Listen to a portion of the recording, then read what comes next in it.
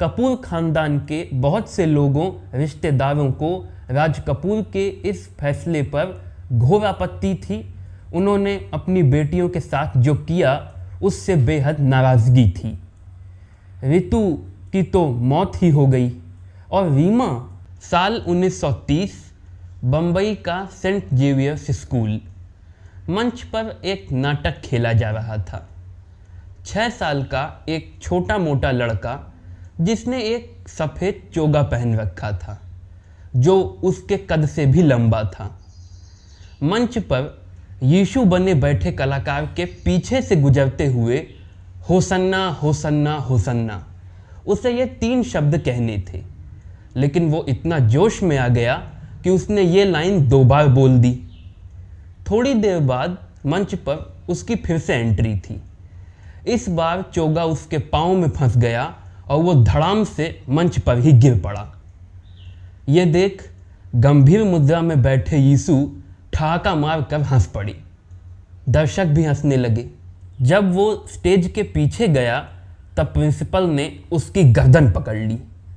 3 थप्पड़, 2 घूंसे और 1 लात मारने के बाद बोले, तुम एक्टर हो? तुम्हारे पिता एक्टर हैं? झूठ, तुम गधे हो। दफा हो जाओ और दोबारा मत आना। मुंह लटका कर वो चला गया। तब उन प्रिंसिपल साहब को कहाँ पता था कि यही गधा एक दिन भारतीय सिनेमा का शोमैन बन जाएगा, जिनकी ज़िंदगी खुद किसी फिल्म से कम नहीं। आज मैं आपके लिए उन्हीं राज कपूर की ज़िंदगी की पूरी कहानी लेकर आया हूँ। राज कपूर का जन्म 14 दिसंबर सन 1924 को आज के पाकिस्तान यानी तब के हिंदुस्तान के पेशावर की किस्सा ख्वानी बाजार की मशहूर कपूर हवेली में हुआ था। बहुत कम लोग जानते हैं कि राज कपूर का असली नाम राज कपूर नहीं, सृष्टिनाथ कपूर था। उनके इस दुनिया में आने के कुछ दिनों बाद ही उनके पिता पृथ्वीराज कपूर और माँ रामशरणी कपूर को घर से निकाल दिया गया। वो दोनों अपने राजू को लेकर कलकत्ता चले गए। राज कपूर बचपन से ही बहुत खूबसूरत थे। गहरी नीली आँखें, गोरा सफ़ेद चंपई चेहरा जिस पर हर वक्त लालिमा रहती थी, जिसे हटाने के लिए उनकी माँ अक्सर उनका चेहरा पोंछा करती थी। कुछ वक्त बाद पूरा परिवार बम्बई चला गया। वहाँ राज के पिता पृथ्वीराज कपूर ने फिल्मों और थिएटर दोनों में जलवाए जुम्बिश कर दिया। इधर राज की दुनिया ही अलग थी। वो खाने पीने के बेहद शौकीन थे। इलाके की खाने पीने की सभी दुकानों में अक्सर उनकी उधारी चलती थी। वो अपनी क्यूटनेस को हथियार बनाते। कई दुकानदार बहुत बार सिर्फ उनका एक नाच देखकर, उनके मुंह से गाना सुनकर उन्हें खाने की चीज़ें मुफ्त में दे दिया करते थे। इसी खाने के शौक़ की वजह से ही तो अपनी ज़िंदगी में उन्होंने पहली बार अभिनय किया। राज को पता चला कि स्कूल में एक नाटक होने वाला है जिसमें जो भी हिस्सा लेगा उसे खाने के 3 कूपन दिए जाएंगे, जिससे सैंडविच, कॉफ़ी और वड़ा पाव मिल सकता है। तो उन्होंने हिस्सा ले लिया, मगर फिर वो चोगा कांड हो गया। लेकिन फिर भी राज को अपनी बेइज्जती का दुख नहीं था। उनके कूपन फाड़ दिए गए, इस बात का गम था। पिता पृथ्वीराज के साथ राज के रिश्ते भी अजब थे। वो राज को सब कुछ सिखाते, मगर अपने अंदाज में। एक दिन उनके पिता उन्हें लेकर नदी किनारे गए। 4-5 साल की उम्र थी राज की। उन्होंने अपने हाथ से राज को नदी में डुबोया और फिर छोड़ दिया। राज छटपटाने लगे। किनारे खड़ी उनकी माँ चीखीं, तुम मेरे बच्चे को मार डालोगे। पृथ्वीराज ने कुछ नहीं किया। 3-4 मिनट बाद राज खुद ही हाथ पांव मारते हुए तैरने लगे। यही उनके पिता उन्हें सिखाना चाहते थे। घर में कई कारें थीं, लेकिन हमेशा राज ट्रेन से ही स्कूल जाते थे, क्योंकि उनके पिता नहीं चाहते थे कि बचपन से ही उन्हें सुविधाएं जकड़ लें। एक दिन मूसलाधार बारिश हो रही थी, बिजली कड़क रही थी। राज की माँ ने उनके पिता से कहा कि आज राज को कार से स्कूल भेज दिया जाए। तो पृथ्वीराज ने कहा, बारिश में भीगते हुए जाने का भी अपना एक रोमांच होता है, वो इसे ज़िंदगी भर नहीं भूलेगा। राज, जो कमरे के बाहर गेट के पीछे खड़े सब सुन रहे थे, अपने पिता की बात समझ गए। सामने आए और बोले, बिल्कुल, मैं ट्रेन से ही जाऊंगा। थोड़ी देर बाद राज सर पर बैग रखे बारिश से बचने की कोशिश करते हुए सड़क पर दौड़ते जा रही थी। ये दृश्य देख ऊपर छज्जे पर खड़े उनके पिता ने उनकी माँ से कहा, देखना, मेरा बच्चा एक दिन मुझसे भी बड़ा बनेगा। वैसे तो राज बचपन में इंजन ड्राइवर बनना चाहती थी, क्योंकि बचपन में जब भी वो ट्रेन यात्राएं करती थे तो हमेशा इंजन कैसा है ये देखने के लिए इंजन के पास दौड़ते हुए चले जाती थी। इतने क्यूट बच्चे को देखकर ड्राइवर अक्सर उन्हें इंजन के अंदर बिठा लेते और राज कई कई किलोमीटर इंजन के अंदर सफ़र करते और हमेशा सोचा करते, मैं भी एक दिन इसी तरह ट्रेन चलाऊंगा। फिर धीरे से उनके अंदर डफरिन स्कूल में एडमिशन ले पढ़ाई कर इंडियन नेवी में ऑफिसर बनने की ख्वाहिश जगी। लेकिन ये नामुराद पढ़ाई उनके एकदम बस की नहीं थी, एकदम फिसड्डी, कुछ होता नहीं था। एक दिन स्कूल से खत आ गया कि राज को मैट्रिक में बैठने नहीं दिया जाएगा। उस दिन राज ने बहुत दिनों से अपने दिल में पल रही एक बात को हिम्मत करके अपने पिता से कह दिया, मैं आपके कहने पर पढ़ाई करना जारी रख सकता हूँ, शायद कोई डिग्री ले सकता हूँ, लेकिन मुझे यकीन है कि 4 साल बाद मैं ही आपसे आकर कहूँगा कि मेरी कहीं नौकरी लगवा दीजिए। इससे अच्छा मैं अभी से फिल्मों में काम करना चाहता हूँ। 2 मिनट उन्हें देखने के बाद उनके पिता ने उनकी जेब में 300 रुपये डाल दिए। बोले, जाओ शेखपुरी, साहोल, समुद्री, देहरादून जाकर सभी रिश्तेदारों से मिलो। लौट कर भी अगर तुम्हारा यही इरादा रहा तब मैं तुम्हारी मदद करूँगा। राज अगले ही दिन रवाना हो गए। गांव वालों की खातिर इंतज़ाम का असर ये हुआ कि उनका पेट खराब हो गया, लेकिन लौट कर भी उनके इरादे में 1 इंच की कमी नहीं थी। बोले, मैं अब भी फिल्मों में आना चाहता हूँ। तब उनके पिता ने रंजीत स्टूडियोज़ में उनकी नौकरी लगवा दी, लेकिन 2 शर्तें थीं। पहली, वो वहाँ पर एक आम कर्मचारी की तरह काम करेंगे, उन्हें पृथ्वीराज कपूर का बेटा नहीं समझा जाएगा। और दूसरी, उनको कोई सैलरी नहीं मिलेगी, उनकी पॉकेट मनी 15 से बढ़ाकर 30 कर दी जाएगी और खाना उन्हें अपने खर्चे पर खाना होगा। राज इतने जोश में थे कि वो ये दोनों शर्तें मान गए। पहले तो वो स्टूडियो में झाड़ू पोछा लगाने, फर्श साफ करने और सामान इधर उधर रखने का काम करते थे। फिर धीरे से वो प्रोडक्शन इंचार्ज बन गए। इसी दौरान उन्होंने गोपी, वाल्मीकि, हमारी बात जैसी फिल्मों में छोटे मोटे रोल भी किए। एक दिन उनकी मुलाकात हुई अपने दोस्त और एक्टर प्रेमनाथ मल्होत्रा से, जो अपने घर जा रहे थे। राज भी उनके साथ हो लिए। कुछ मीडिया रिपोर्ट्स के मुताबिक उनका घर रीवा में और कुछ के मुताबिक जबलपुर में था। राज उनके घर वालों से बातचीत कर रहे थे कि अचानक उनके कान में एक मीठा राग पड़ा। वो तुरंत दीवानों की तरह उस ओर भागे। उन्होंने देखा कमरे में प्रेमनाथ की बहन संगीत का रियाज कर रही थी। राज ने भी रियाज की इजाज़त मांगी और मिलते ही तबला बजाने लगे। क्या तबला बजाया उन्होंने कि सब वाह वाह करने लगे। रियाज खत्म होने के बाद उन्होंने प्रेमनाथ की बहन कृष्णा को अपना विजिटिंग कार्ड दिया, बड़े स्टाइल से। राज कपूर बम्बई लौटे और महज 3 दिन के अंदर अंदर उनका कृष्णा के लिए रिश्ता आ गया। असल में राज कपूर को पहली ही नज़र में कृष्णा से मोहब्बत हो गई थी। कृष्णा ने भी हाँ कर दी और दोनों शादी के बंधन में बंध गए। ये तो फिर भी सामान्य हो सकता है। खास बात यह है कि कृष्णा रिश्ते में राज कपूर की बुआ लगती थी। कई मीडिया रिपोर्ट्स दावा करते हैं कि बहन लगती थी, लेकिन दैनिक भास्कर की एक्सक्लूसिव रिपोर्ट के मुताबिक कृष्णा राज कपूर की बुआ लगती थी। अजीब है ना, बुआ और भतीजे की शादी। खैर, तब राज कपूर डायरेक्टर केदार शर्मा के क्लैपर मैन हुआ करते थे। एक दिन की बात है, शूटिंग के दौरान एक सीन का बार बार रीटेक हो रहा था और हर रीटेक में राज कपूर क्लैप देने से पहले कैमरे के लेंस में देखकर अपना बाल संवारने लगते। केदार शर्मा को बार बार चिढ़ होती थी, वैसे भी उनका मिजाज गुस्सैल था।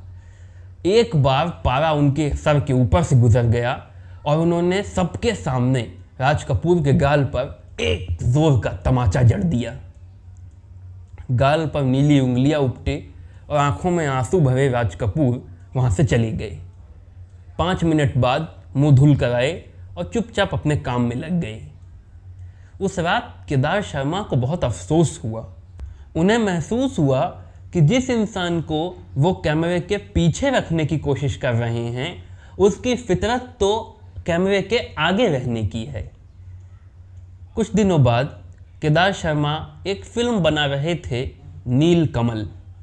इसकी हीरोइन थी मधुबाला और इसमें हीरो के तौर पर चुना उन्होंने अपने क्लैपर बॉय राज कपूर को। ये बतौर हीरो राज कपूर की डेब्यू फिल्म थी। 24 मार्च सन 1947 को ये फिल्म रिलीज हुई और बुरी तरह से फ्लॉप हो गई।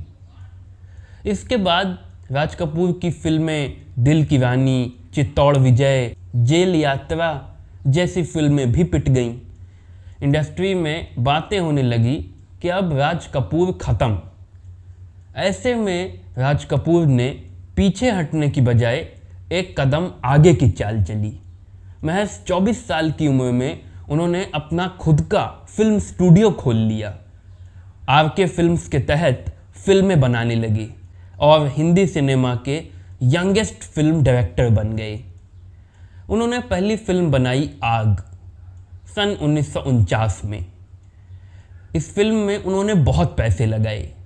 हालत ये हो गई कि शूटिंग का अंत होते होते पूरी यूनिट को चाय नाश्ता कराने के लिए उन्होंने अपने घरेलू नौकर से पैसे उधार लिए।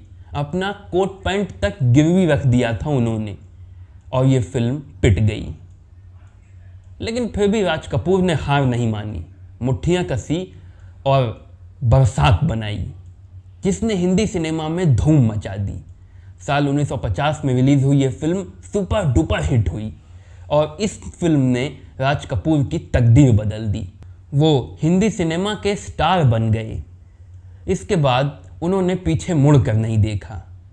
बरसात के बाद पूरे 50 के दशक में राज कपूर ने आवारा, अनहोनी, आह, बेवफा, परवरिश, अनाड़ी, श्री 420, बूट पॉलिश, अब दिल्ली दूर नहीं, आशियाना, श्रीमान, जागते रहो, मैं नशे में हूँ जैसी एक से बढ़कर एक कल्ट क्लासिक फिल्में हिंदी सिनेमा को दी।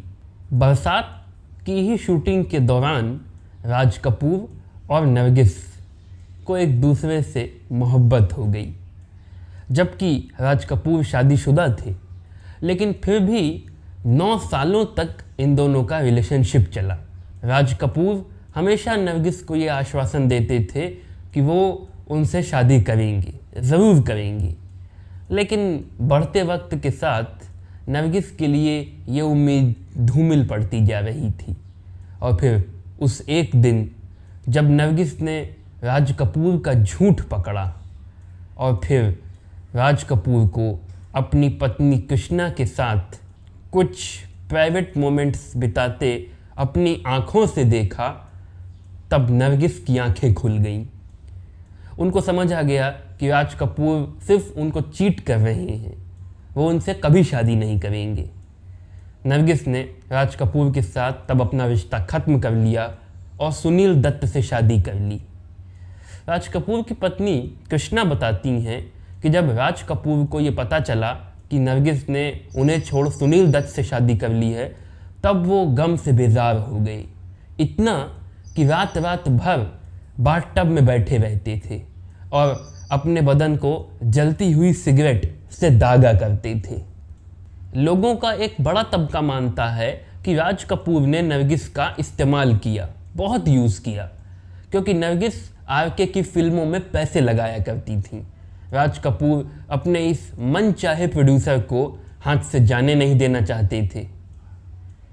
खैर, राज कपूर भारतीय सिनेमा के वो पहले कलाकार थे जिन्होंने भारतीय सिनेमा को पूरी दुनिया तक पहुंचाया।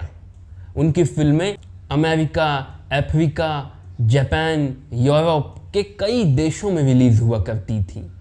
राज कपूर की मशहूर कल्ट क्लासिक फिल्म आवारा को टाइम और वोग जैसी मैगजीन्स ने top all time greatest films of the world की लिस्ट में शुमार किया है। आवारा की तुर्की में 8 बार रीमेक बनी और रूस के दिल में तो राज कपूर बसते थे और राज कपूर के दिल में रूस रहता था। कहते हैं कि रशियन लैंग्वेज में आवारा की तकरीबन 25 रीमेक बनी हैं। रूस में राज कपूर बहुत लोकप्रिय थे, उनकी फिल्में वहाँ बहुत हिट होती थी। इसी बात से समझ सकते हैं कि जब पंडित नेहरू रूस गए तो रूस के राष्ट्रपति निकिता का भाषण होना था। वो माइक पर आए और आवारा हूँ, आवारा फिल्म का गाना गाने लगे। 3-4 मिनट तक गाते रहे। उन्होंने कहा कि आवारा उनकी फेवरेट फिल्म है। पंडित नेहरू भी चौंक पड़े। कहते हैं कि जब 1954 में राज कपूर रूस की आधिकारिक यात्रा पर गए थे, तब वहाँ की सड़कें उनको देखने के लिए लोगों से पट जाती थीं। महिलाएं उनको छूकर रोने लगती थीं।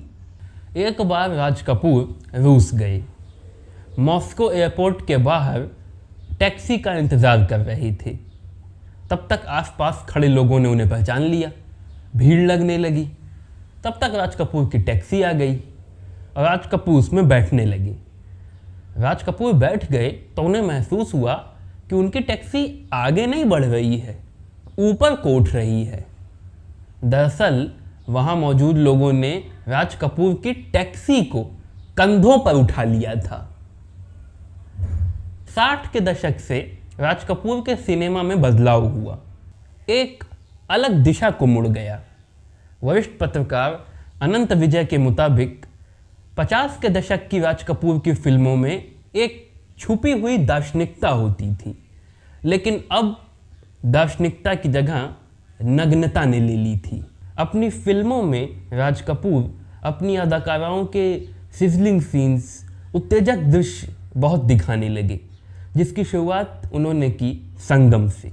साल 1964 में रिलीज होने वाली सुपरहिट क्लासिक फिल्म संगम राज कपूर की पहली कलर और भारत की पहली विदेशी सरजमी पर शूट होने वाली फिल्म थी। इस फिल्म की शूटिंग के दौरान राज कपूर और एक्ट्रेस वैजयंती माला के बीच अफेयर शुरू हो गया, जिसकी पुष्टि राज कपूर के बेटे ऋषि कपूर अपनी आत्मकथा खुल्लम खुल्ला में खुद करते हैं। कहते हैं कि राज कपूर और वैजयंती माला तो गुप्त रूप से शादी करने का प्लान भी बना चुके थे, मगर किसी भेदिए भंडारी ने यह भेद कृष्णा भाभी को बता दिया। कृष्णा इस बार नरगिस वाली गलती नहीं करना चाहती थी, इसलिए इस बार उन्होंने राज कपूर के खिलाफ मोर्चा खोल दिया। अपने बच्चों को लेकर वो राज कपूर के घर से चली गई। पहले होटल नटराज में ठहरी, फिर अपने मायके चली गई। राज कपूर ने प्राणपण से उनको मनाने की कोशिश की, लेकिन 6 महीनों की अथक कोशिशों के बाद आखिरकार कृष्णा इस शर्त पर मानी कि वो राज कपूर के घर में वापस लौटी। फिर राज कपूर ने सालों साल वैजयंती की शक्ल तक नहीं देखी। संगम एक एक्टर के नाते राज कपूर की आखिरी मेगा हिट कही जाती है। इसके बाद 60 के ही दशक में 6 सालों की अथक मेहनत के बाद राज कपूर ने फिल्म बनाई मेरा नाम जोकर, जो 1970 में रिलीज़ हुई। ये सिर्फ फिल्म नहीं थी, राज कपूर का सपना थी। 4.5 घंटों की बनी इस अद्भुत फिल्म में 2 इंटरवल थे, लेकिन ये फ्लॉप हो गई, बहुत बुरी तरह से फ्लॉप हुई, पिट गई। लोगों ने इसका मजाक भी उड़ाया। इससे राज कपूर का दिल तो टूटा ही, साथ ही वो कर्ज में डूब गए, बहुत भीषण कर्ज, इतना कि उन्हें अपना सब कुछ, यहाँ तक कि बीवी के गहने भी गिरवी रखने पड़े। इसका उन्हें बहुत दुख था। मलाल इस बात का भी था कि इतने साल हो गए, लेकिन आज तक उन्होंने इस शहर में अपना खुद का एक घर नहीं बनवाया था, और यही कारण था कि आज कपूर परिवार सड़क पर आ गया था। लेकिन ऐसे नाजुक हालातों में भी राज कपूर ने हिम्मत नहीं छोड़ी, मुट्ठियां कसी और फिर एक फिल्म बनाई, बॉबी, जो रिलीज हुई और सुपर डुपर से भी ऊपर हिट हो गई, कालजयी बन गई। इस जादुई फिल्म ने हिंदी सिनेमा को एक नई दिशा दी, एक नया ट्रेंड शुरू किया। बॉबी के बाद बॉलीवुड एज्ड रोमांस से टीन रोमांस पर शिफ्ट हो गया। इससे बॉलीवुड में राज कपूर का ज़बरदस्त कमबैक हुआ, और इस फिल्म से कमाए गए पैसों से राज कपूर ने सबसे पहले अपना घर बनवाया। अब वो दौर आ गया था जब राज कपूर बतौर एक्टर कम फिल्में करते थे। ऐसा नहीं था कि नहीं करते थे, कम करते थे। 70 के दशक में बॉबी के बाद राज कपूर ने केवल एक फिल्म बनाई, सत्यम शिवम सुंदरम, एक मशहूर सुपरहिट क्लासिक, लेकिन राज कपूर के पूरे करियर की सबसे बवालिया और उनके दिल के बहुत अजीज। इस फिल्म में कहते हैं कि राज कपूर ने नग्नता की सारी हदें पार कर दी। जीनत अमान के ऐसे ऐसे उत्तेजक दृश्य उन्होंने पर्दे पर दिखलाए, जिसको देखकर आज के डायरेक्टर्स भी शर्म से पानी पानी हो जाएं। कहते हैं कि इस फिल्म की शूटिंग के दौरान राज कपूर और जीनत अमान के बीच अफेयर हो गया।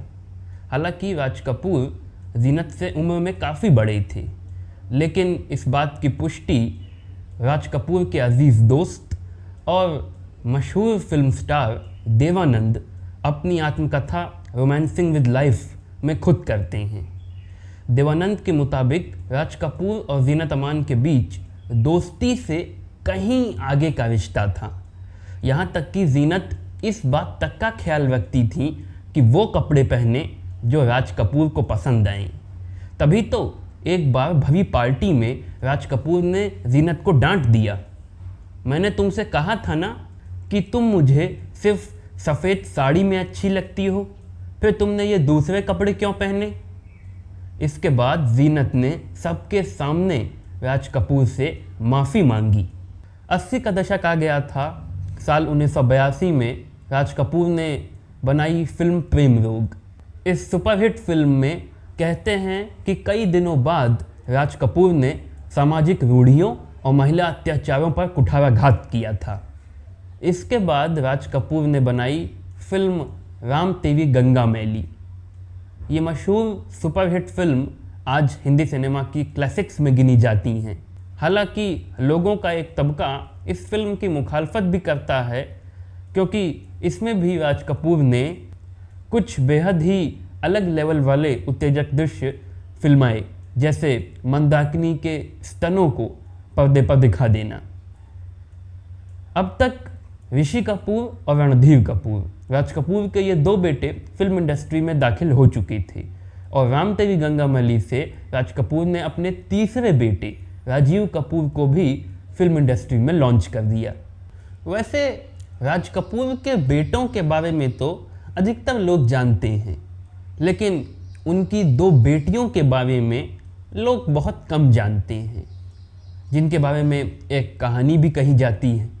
टाइम्स नाउ नवभारत की रिपोर्ट के मुताबिक राज कपूर ने अपनी दोनों बेटियों ऋतु और रीमा की शादी बेहद कम उम्र में, शायद जब वो नाबालिग ही थी, तभी ज़बरदस्ती अचानक से कर दी थी, वो भी सबसे छुपा कर। और इसका भी एक खास कारण था। कुछ मीडिया रिपोर्ट्स ऐसा दावा करती हैं कि राज कपूर जब तंगहाली के दौर में थे, तब उन्होंने अपनी दोनों बेटियों के हाथ पीले कर दिए, क्योंकि जिनसे उनके रिश्ते जुड़े थे उन्होंने राज कपूर को बहुत भारी आर्थिक मदद दी थी। यानी एक तरह से ये शादियाँ शादी नहीं, एक तरह की डील थी। कहते हैं कि कपूर ख़ानदान के बहुत से लोग रिश्तेदार इन शादियों से खुश नहीं थे। कपूर ख़ानदान के कुछ खास करीबी सोर्स बताते हैं कि जब भी राज कपूर से बेटियों की शादी की नाउम्री पर सवाल किया जाता तो राज कपूर तर्क देते कि उन दोनों की माँ यानी उनकी पत्नी कृष्णा की शादी भी 15 साल की उम्र में हो गई थी। ये कहानी, ये थ्योरी कितनी सच है ये तो यकीन से नहीं कह सकती, मगर ये तय है कि राज कपूर ने अपनी बेटियों की शादी बेहद कम उम्र में अचानक से और सीक्रेटली की थी। और ये भी सच है कि कपूर ख़ानदान के बहुत से लोगों, रिश्तेदारों को राज कपूर के इस फैसले पर घोर आपत्ति थी। उन्होंने अपनी बेटियों के साथ जो किया उससे बेहद नाराज़गी थी। रितु की तो मौत ही हो गई और रीमा तो इतनी कम सोशलाइट हैं कि दुनिया ने उनकी शक्ल ही शायद बेहद गिनी चुनी बार देखी होगी। राम तेरी गंगा मैली के बाद राज कपूर की तबीयत नासाज रहने लगी। उनको अस्थमा के अटैक्स पड़ा करते थे, लेकिन फिल्मी जुनून वाकई में सैल्यूट करने लायक था। इतने के बाद भी वो एक इंडो पाक लव स्टोरी पर काम कर रहे थे। हिना की शूटिंग उन्होंने आधी पूरी कर ली थी जब ऐलान हुआ कि उन्हें दादा साहब फाल्के पुरस्कार मिलेगा, भारतीय सिनेमा में अप्रतिम योगदान का सबसे बड़ा प्रतीक।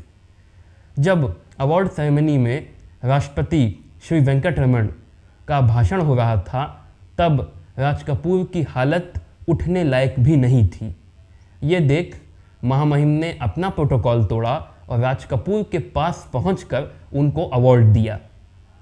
तभी उन्हें अस्थमा अटैक आ गया। आज़ाद भारत के इतिहास में ये पहली बार हुआ जब राष्ट्रपति भवन की एम्बुलेंस में एक सिविलियन को हॉस्पिटल पहुंचाया गया। उस वक्त वरिष्ठ फिल्म पत्रकार प्रदीप सरदाना राज कपूर के साथ ही मौजूद थे। प्रदीप इस पूरे घटनाक्रम का आंखों देखा हाल बताते हैं। प्रदीप कहते हैं कि राज कपूर ने उनका हाथ पकड़कर उनसे कहा, अब मैं बचूंगा नहीं, आई विल डाई, और अब मुझे मरने दो प्लीज़। पता नहीं उन्होंने ये बातें क्यों कहीं।